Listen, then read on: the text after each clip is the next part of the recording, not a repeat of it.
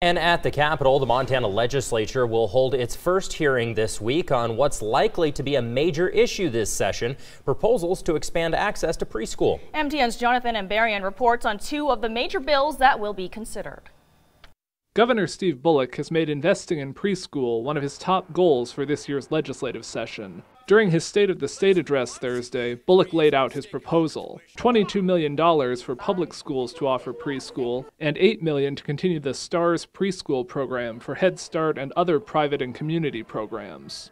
House Minority Leader Casey Schreiner, a Democrat from Great Falls, is sponsoring House Bill 225. It includes several of the governor's education initiatives, including allowing school districts that offer preschool programs to get per-student funding for them.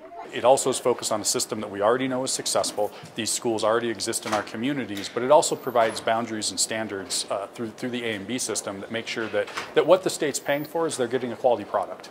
But some Republicans, like Representative Eric Moore of Miles City, are working on an alternative preschool model. He plans to introduce a bill that would establish block grants that could be given to public or private providers. He also wants to see early education handled by a new state department instead of the Department of Public Health and Human Services or Office of Public Instruction. I don't want DPHHS to be jack of all trades and master of none. And I don't particularly want to increase the OPI bureaucracy. I don't want this to be underneath the Board of Public Ed.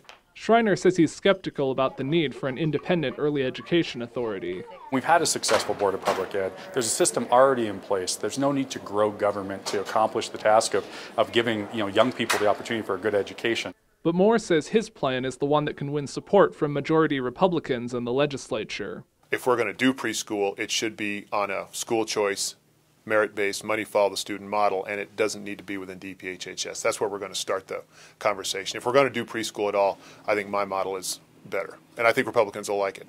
In Helena, Jonathan Ambarian, MTN News.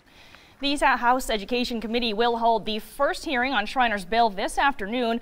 Moore's bill will be introduced later, possibly in March.